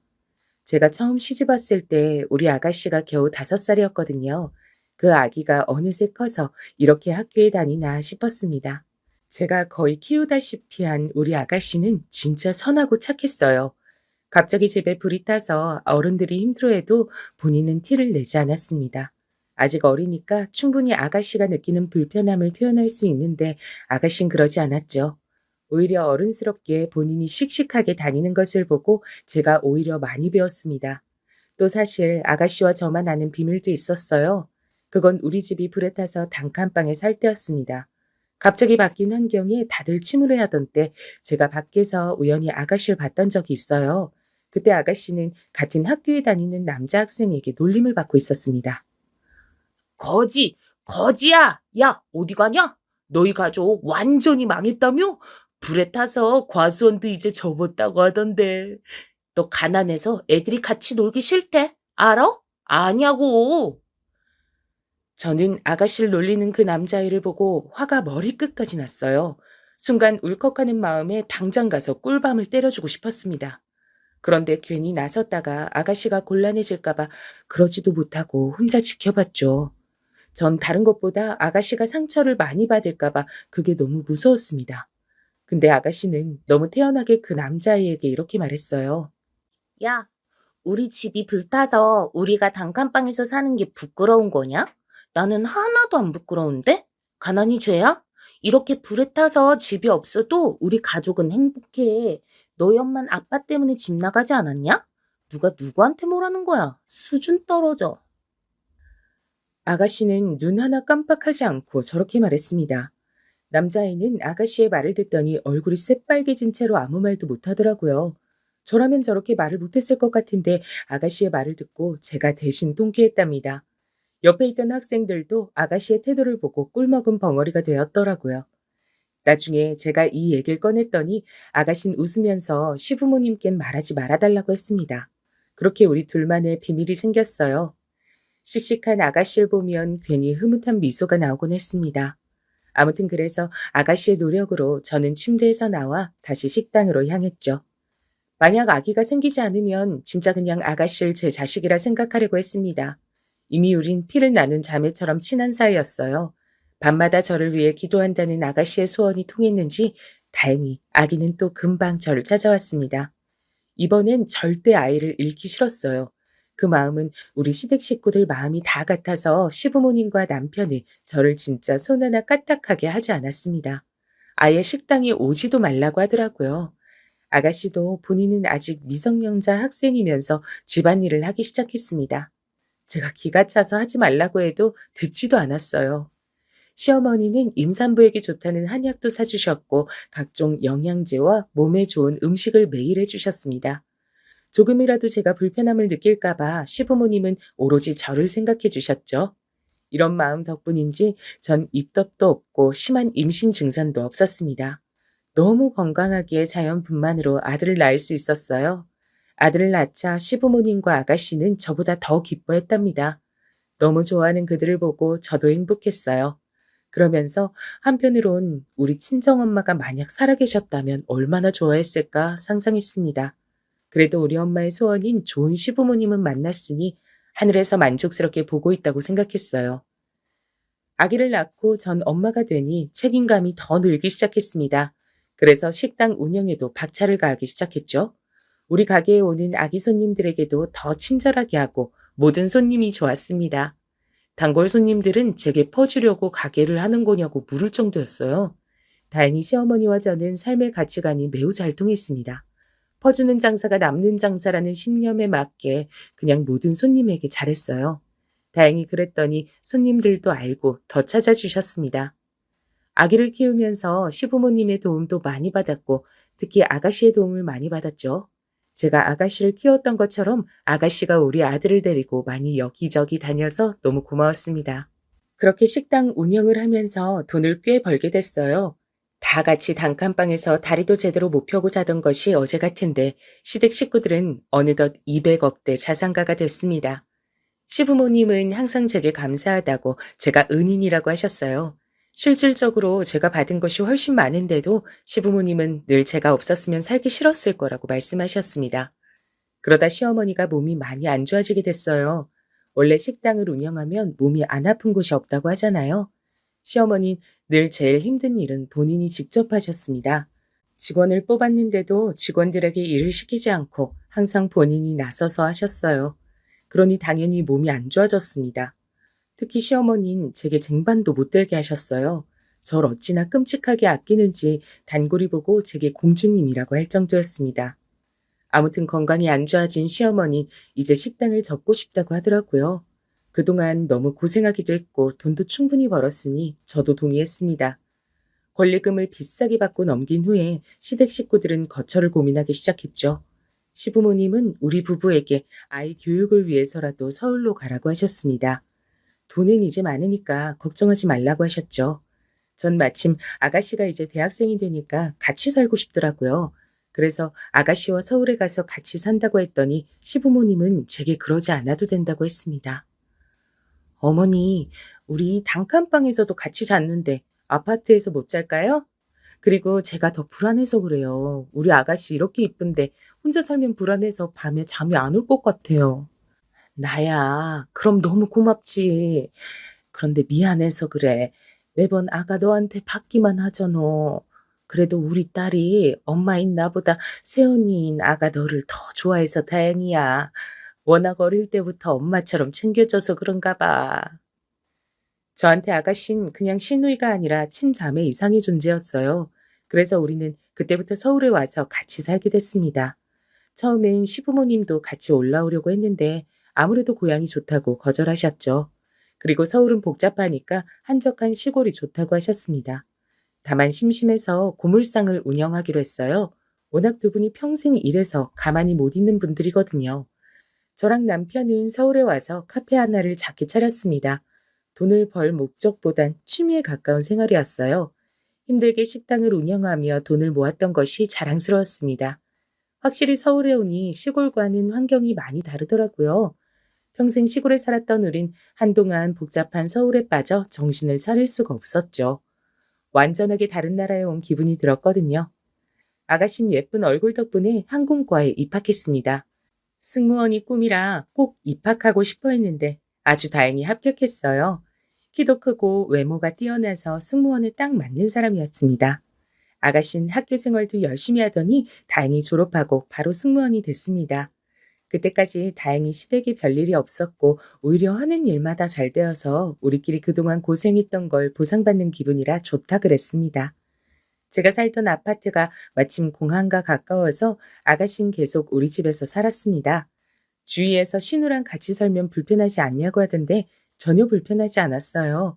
오히려 심심하고 무료한 일상에 시누이가 있어서 행복했습니다.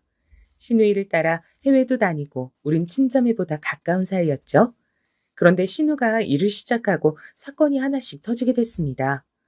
시누이는 예쁜 얼굴 때문에 항상 인기가 많았어요. 특히 대학생 땐 대놓고 뒤를 따라다니는 남자가 한둘이 아니었습니다. 승무원이 된 이후에도 옆에 남자가 항상 많았죠. 그러다 새로 사귄 남자친구가 있었는데 그 친구랑 2년을 넘게 사귀었습니다. 워낙 저랑 신우는 둘이 대화를 많이 해서 그 남자친구에 관해 어느 정도는 알고 있었어요. 의대를 나와서 병원에서 인턴 생활을 하고 있다고 하던 그 남자친구는 사람이 참 다정하고 괜찮다 그러더라고요. 저도 우연히 마주쳐서 몇 번 봤는데 사람이 순박하고 착해 보였습니다. 신우이에게 결혼할 거냐고 물었는데 신우이는 제 말을 듣자 진지하게 말했어요. 언니, 사실 고민이 있어요. 지금 남자친구가 사람만 보면 참 좋거든요. 직업도 이사고 다정하고 착하잖아요. 근데 남자친구가 개천에서 난 용이라 시어머니 될 사람이 너무 유난이에요. 그것 때문에 조금 고민이 되네요. 아가씨는 시어머니가 될 사람이 너무 아들을 끼고 사는 사람이라 걱정하더라고요. 사실 전 시부모님이 워낙 좋은 분들이라 시집살이가 전혀 없었잖아요. 그래서 시누이의 현실적인 고민이 와닿진 않았습니다. 다만 우리 친정 엄마가 할머니에게 심한 시집살이를 당했고 주위에서도 이상한 시모를 많이 봐서 시누이의 걱정 자체는 이해가 됐어요. 일단 제가 그 얘기를 듣고 천천히 지켜보자고 했습니다. 근데 본격적으로 결혼 얘기가 나오니 아가씨는 더욱 곤란함을 비추기 시작했죠. 승무원이라 일하는 시간이 불규칙적이고 해외에 있는 시간이 많은데 시어머니 될 사람이 시누이를 자꾸 부른다고 하더라고요. 그러다 김장 사건이 일어나게 됐습니다. 시누이가 아침부터 제게 오더니 곤란한 상황이 생겼다고 하는 거예요. 저는 평소에 우리 아들보다 아가씨 일에 예민하게 반응하는 사람이라 말해보라고 했더니 기가 막혔습니다. 아직 결혼 날짜도 제대로 잡지 않은 사이고 그냥 결혼하자는 말만 나왔는데 시누이 보고 김장하라고 오라고 했다고 하더라고요. 그런데 하필 날짜가 아가씨가 유럽으로 비행을 가는 날짜라 곤란하다고 했더니 예비 시댁을 우습게 한다고 난리가 났다고 합니다. 비행을 취소하고 오라고 했다고 시누이는 이 상황이 이해가 가지 않는다고 했어요. 저도 옆에서 보는데 이건 아닌 것 같더라고요. 심지어 의사인 아가씨 남자친구는 부르지도 않고 딱 시누이만 오라고 했답니다. 아니, 남의 집 귀한 딸을 결혼도 전에 오라고 난리야? 아, 난 이 결혼 절대 반대야. 난 아가씨를 유치원 들어가기 전부터 업어 키웠으니까 이 정도 말할 권리는 있죠? 내가 우리 아가씨 어떻게 키웠는데 절대 반대니까 결혼 딱 엎어요. 언니, 저 너무 곤란해요. 그런데 진짜 딱 이 시어머니만 아니면 남자친구는 괜찮아서 더 고민돼요. 일단 저 비행 가야 하니까 준비해서 다녀올게요. 나중에 결혼해서도 비행 취소하고 김장하러 오라고 하진 않겠죠. 저는 아가씨가 이런 취급을 당하는 게 너무 화가 나서 참을 수가 없었습니다. 제가 그렇게 힘들게 단칸방에 살았을 때도 우리 아가씨는 첫 번째로 챙길 정도로 아꼈거든요. 김장 사건이 지나고 결혼 전부터 조금씩 틀어지기 시작했어요. 사정상 상견례는 조금 뒤에 하기로 하고 일단 급한 아파트를 알아보기로 했거든요.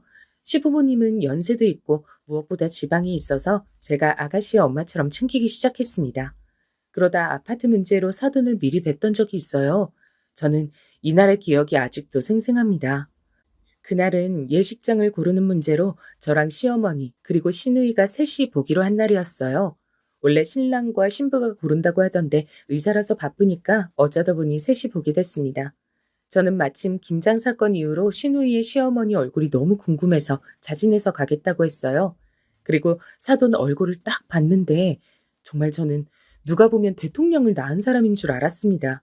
어찌나 자만심이 얼굴에 가득한지 누가 봐도 욕망이 많았어요. 인상 자체가 너무 하나도 손해를 보기 싫다는 얼굴이었습니다. 일단 예식장을 고르는 것이 목적이라 같이 다니는데 전 나중엔 너무 창피했어요. 왜냐면 식장에 가는 곳마다 본인 아들이 의사라고 자랑하더라고요. 예식장 직원들이 예의상 맞장구 해주면 본인 아들이 초등학생 때부터 전교 1등이었다고 어찌나 자랑하던지 입이 안 아픈가 신기할 정도였습니다. 숨도 안 쉬고 아들 자랑을 하길래 전 나중에는 제 얼굴이 화끈거릴 지경이었어요. 우리 아가씨와 시댁의 의견을 종합해서 드디어 식장을 결정하고 예약금도 입금하고 같이 밥을 먹기로 했습니다. 그런데 밥을 먹으러 간 식당에서도 본인 아들이 의사라고 자랑하는 거예요. 여러분은 혹시 주변에 의사를 둔 부모가 있으세요? 혹시 그분들도 그러시나요? 아예 의사랑 상관이 없는 감자탕집에서 왜 그걸 자랑하는 건지 이해할 수가 없었습니다. 밥을 먹는 내내 저한테도 어찌나 당신 아들을 자랑하던지 귀에서 피가 나올 지경이었어요. 저는 일단 한 귀로 듣고 한 귀로 흘리고 있었는데 순간 거슬리는 말이 점점 들리기 시작했습니다. 본인 아들은 귀하게 자랐다. 공부만 해서 여자를 하나도 모르는데 억울하다. 우리 아가씨는 얼굴이 이뻐서 많이 만나봤을 것 같다는 둥 자꾸 계속해서 제 신경을 거슬리게 했답니다. 그러다 제 앞에서 무슨 말까지 했는지 아세요? 전 이 말을 듣고 순간 욱해서 대답하려고 겨우 정신을 차렸습니다. 승무원이면 해외도 여기저기 다닐 거 아니요? 혹시 우리 의사 아들은 한국에 두고 다른 나라마다 남편 있는 건 아니지? 사기 결혼하고 그러면 안 돼. 우리 아들이 의사라서 돈 많이 버니까 그 돈으로 딴짓하면 안 된다. 말씀이 조금 지나치세요. 우리 아가씨 그런 사람 아니에요. 학생 때도 공부 얼마나 잘했는데요. 직장인이 되어서도 돈 벌어서 새언니인 저까지 챙길 정도로 착한 사람이에요. 제가 꾹 참고 말한다고 말하는데 순간 목소리가 떨리더라고요. 겨우 이성을 붙잡고 말했는데 시누이가 옆에서 제 손을 꼭 잡았습니다. 이날 무슨 정신으로 밥을 먹었는지 모르겠어요. 밥을 다 먹고 택시를 타고 급하게 집에 오는데 아가씨의 얼굴을 보자 눈물이 자꾸 나왔습니다. 택시 안에서 엉엉 울고 집에 와서도 아가씨에게 이 결혼은 내가 반대한다고 말했어요. 우리 소중한 아가씨를 저런 집안에 시집 보내는 건 도저히 용납할 수가 없었습니다. 막말로 의사가 대통령도 아니고 잘난 직업은 분명히 맞지만 우리 아가씨가 백수도 아니잖아요. 전 너무 속상해서 아가씨에게 이 결혼 하지 말아달라고 강하게 말했습니다.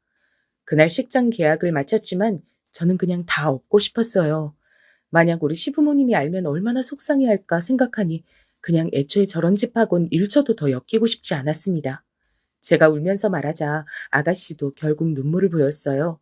그러더니 자기도 이런 결혼은 못하겠다고 접겠다고 하더라고요. 전화로 파혼 얘기를 자기 남자친구에게 전하는 걸 보고 저는 겨우 진정할 수 있었습니다. 그렇게 파혼하고 그냥 새로운 인생을 살 줄 알았는데 원래 인생은 이렇게 예측 불가한 상황들의 연속인가요? 우리 아가씨가 파혼을 선언하고 놀라운 일이 발생했습니다.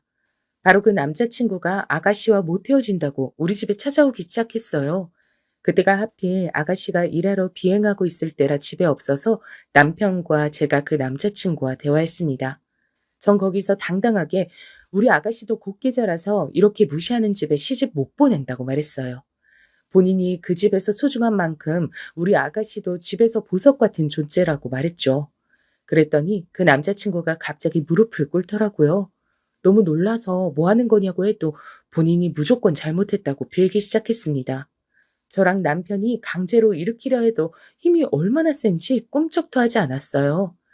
제가 일단 자세 풀고 얘기하라고 해도 듣질 않더라고요. 알고 봤더니 시누이 남자친구의 집도 예전에 우리처럼 가난했다고 합니다.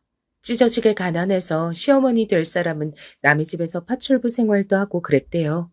힘든 상황이라 그 현실을 벗어나려고 이를 악물고 공부했다고 합니다. 그래서 제가 의대에 합격하고 어머니가 3일을 내리우셨어요. 저도 우리 어머니가 유난히 절 싸고 도는 건 압니다. 근데 이게 다 사정이 있었어요. 다신 이런 일 없도록 제가 중간에서 잘할 테니 한 번만 봐주세요. 네?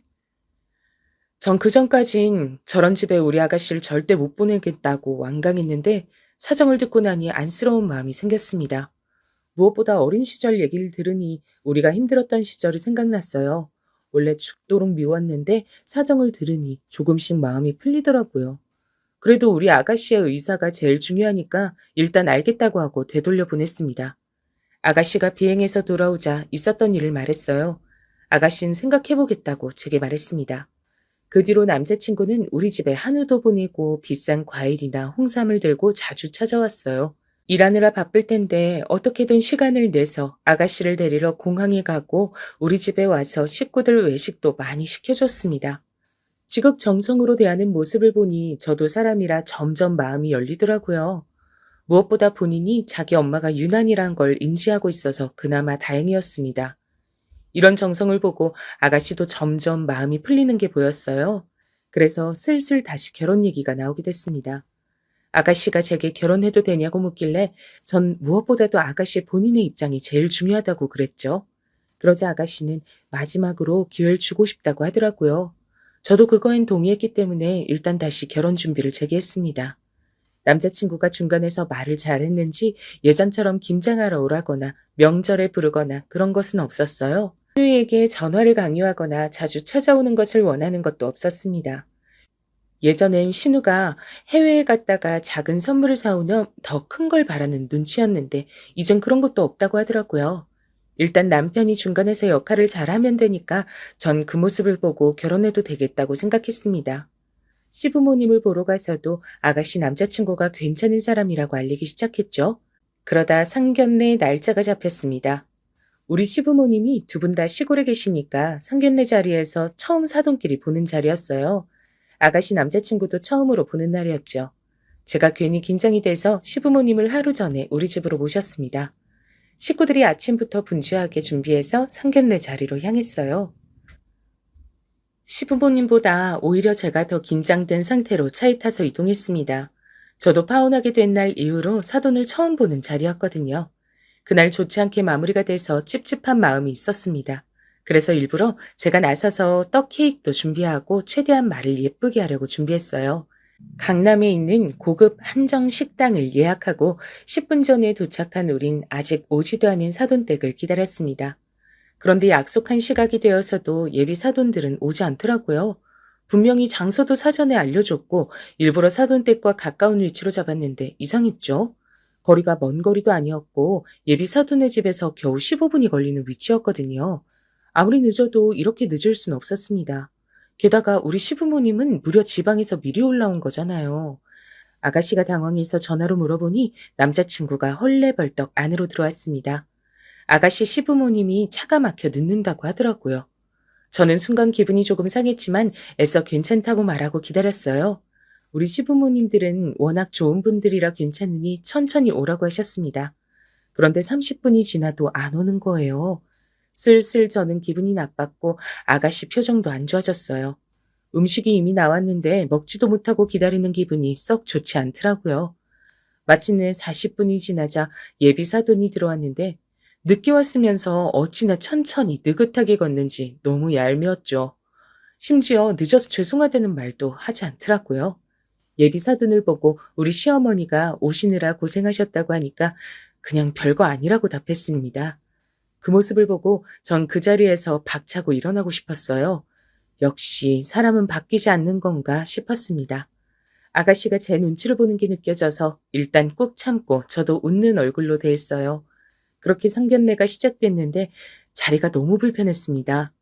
상견례 장소는 우리가 정했는데 예비 사돈들은 음식이 짜다, 맛이 없다, 양이 적다 등 불평을 하더라고요.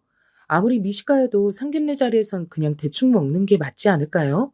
전 제 상식으론 도저히 이해되지 않았어요. 자기들끼리 먹을 때 맛을 평가하는 건 아무렇지도 않습니다. 근데 상대 집이 예약한 식당에 와서 불평하는 걸 들으니 전 기분이 상했어요. 제가 이 식당을 알아보려고 여기저기 시간을 내어 물어봤거든요. 열심히 찾아서 힘들게 전화로 예약했는데 불평을 들으니 표정이 점점 굳기 시작했습니다. 늦은 것도 짜증나고 미안해하지 않는 것도 화가 났어요. 그래도 일단 아가씨를 위해서 제 모든 인내심을 발휘하고 꾹 참았습니다. 그런데 잠시 후에 아주 충격적이고 놀라운 사건이 일어났어요. 이 사건이 제가 오늘 제보하는 사연의 핵심이랍니다. 예비사도는 그날도 역시 의사 아들에 대한 자부심이 상당한 상태였어요. 어찌나 자랑하던지 제가 다 민망했습니다. 당사자인 아들이 제발 그만하라고 하는데도 입을 쉬지 않더라고요. 딱 보니 집안 분위기를 눈치챘습니다. 아들이 아무리 말려도 의사 아들을 둔 부모는 이미 거만함이 하늘을 찌르고 있었어요. 그리고 돈 얘기가 나오자 본인 아들이 돈을 잘 버니까 우리가 마치 로또에 당첨됐다고 하더라고요. 우리 아가씨도 승무원이라 돈을 잘 벌고 무엇보다 시댁 재산이 200억인데 평생 일하지 않고 살아도 될 정도인데 저런 말을 하니 어이가 없었습니다. 그러다 예비사돈이 우리 시부모님께 무슨 일을 하는지 물었어요. 마음씨 좋은 우리 시어머니는 웃으면서 고물상을 하고 있다고 말했습니다. 그러자 예비사돈이 어떤 행동을 했는지 아세요? 저는 진짜 아직도 이날을 생각하면 너무 화가 납니다. 고물상이라는 소리를 듣자마자 대놓고 인상을 구기더라고요. 저는 참을 만큼 참아서 그 모습을 보고 한마디 하려고 했어요. 근데 그 순간 예비사돈의 입에서 어떤 말이 나왔는지 아세요? 뭐? 고물? 고물 팔아 돈 번다고? 그지야? 그런 집안에 우리 의사 아들 보내라고? 참나, 양심이 있는 거야, 없는 거야? 어디 거지 집안이 우리 의사 아들을 넘봐? 어휴, 시간 아깝게 이러고 있었네. 여보, 일어나, 가자. 엄마, 아버지, 지금 뭐 하시는 거예요? 아니, 이렇게 나가면 어떡해요? 잠시만요. 아, 죄송합니다. 우리 부모님이 제가 외동아들이라 이렇게, 아니, 아이고, 어떡하지? 엄마, 아버지. 우리 시부모님이 고물상을 한다는 소리를 듣고 예비 사돈들은 그대로 자리를 박차고 일어나서 방을 나갔습니다. 전 순간 이게 무슨 일인가 싶더라고요. 도저히 이해할 수가 없었죠. 예의가 없어도 이렇게 없을 수가 있나요? 누가 보면 진짜 미국 대통령이라도 나온 줄 착각할 정도였습니다. 아가씨도 얼굴이 새빨개진 채로 앉아 있었어요. 시부모님은 당황해서 아무 말도 못하더라고요. 그 모습을 보고 저는 인내심의 한계에 도달했습니다. 우리 남편도 화가 나서 저런 집안에 절대 우리 아가씨를 보낼 수 없다고 했어요. 파혼은 당연했고 저는 저런 몰상식한 사람들이 너무 미웠습니다. 우리의 시간도 소중한데 시부모님이 서울까지 올라와서 이런 수모를 당하는 게 참을 수가 없더라고요. 그래서 전 일어나서 밖으로 향했습니다. 밖으로 나가니 아가씨 남자친구가 열심히 본인 부모를 말리고 있더라고요. 절 보고 예비 사돈은 손가락질하며 가난한 거지 집안이라고 말했습니다. 전 그 광경이 너무 웃기고 어이가 없었어요. 이제는 하도 어이가 없어 실수가 나올 지경이었습니다. 제가 다가가자 예비 사돈들은 파혼이라고 소리를 질렀어요. 주제도 모르고 저렇게 나오는 모습을 보니 기가 막혔습니다. 파혼? 당연하지. 이렇게 몰상식한 집안에 귀한 우리 아가씨를 어떻게 보내요? 그리고 아줌마, 우리 시부모님을 아줌마가 뭔데 무시해? 우리 시댁 재산만 200억이야. 고물상은 취미로 하는 거고. 우리 아가씨랑 결혼하면 병원 개원은 식은죽 먹기였는데. 아휴. 뭐라고? 200억? 그게 정말이야? 지금 거짓말하는 거지? 내가 그걸 믿을 줄 알아?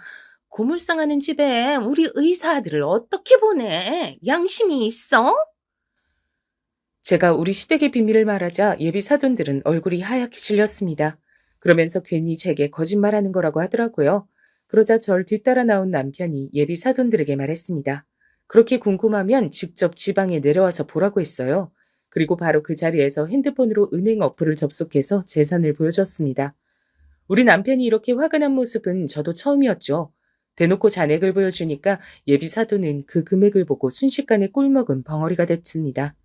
아가씨의 남자친구도 이 사실을 몰랐던 건지 우리에게 빌기 시작했습니다. 하지만 이미 우린 기분이 상할 대로 상한 뒤였죠. 상견례 자리에서 이러는 모습을 보면 나중에 우리 아가씨가 어떤 대접을 받을지 눈에 보였거든요. 그래서 예비 사돈들이 아무리 빌어도 되돌릴 수 없었어요. 안에 있던 아가씨까지 밖에 나와서 그 식구들을 보며 살면서 마주치지 말자고 하니까 예비 사돈들은 그제야 본인들이 미안하다고 하더라고요. 아까까지 그렇게 우리 집을 무시하던 사람들이 저러니까 너무 웃겼습니다. 상견례는 이렇게 마무리됐고 아가씨는 아예 전 남자친구 번호도 삭제했습니다. 우리는 또 그 사람이 찾아올까 두려워서 아예 이사 가기로 했습니다. 전 다른 것보다 우리 시부모님이 상처받았을까봐 그게 너무 무서웠어요. 근데 다행히 시부모님은 제가 생각했던 것보다 강한 분들이었습니다. 제게 그동안 있었던 얘기를 듣더니 오히려 고생했다고 하더라고요. 시어머니는 제가 굳이 안 겪어도 될 상황을 겪었다고 마음 아파하셨습니다. 아가씨에게 듣기론 그 뒤로 예비 사돈들이 연락이 계속 왔다고 하더라고요. 아무리 차단해도 자꾸 다른 번호로 연락해서 결국 아가씨는 번호도 2번이나 바꿨습니다. 믿을 것은 의사 아들이 전부였던 그 지방과 이제 엮이지 않아도 된다니 너무 좋았어요. 우리 아가씨는 예쁘고 착해서 금방 다른 남자친구가 생겼답니다. 이번에는 사업하는 남잔데 의사 전 남친보다 훨씬 돈도 잘 벌고 사람이 건실해 보여 좋았어요. 아가씨는 제가 허락하지 않으면 절대 결혼을 진행하지 않겠다고 하더라고요. 그 마음이 이쁘고 귀여워서 얼마나 흐뭇했는지 몰라요. 여러분, 여기까지가 제가 준비한 사연인데 재밌게 들으셨나요? 여러분이 들으면서 흥미롭고 통쾌하셨으면 그것으로 만족합니다. 저는 우리 예쁜 아가씨의 다음 결혼을 도우려고 해요. 훨씬 좋은 조건의 남자를 만난 걸 보니 액땜했다고 생각하려고 합니다. 여러분, 제 사연 들어주셔서 진심으로 감사합니다. 그럼 전 이만 마치겠습니다.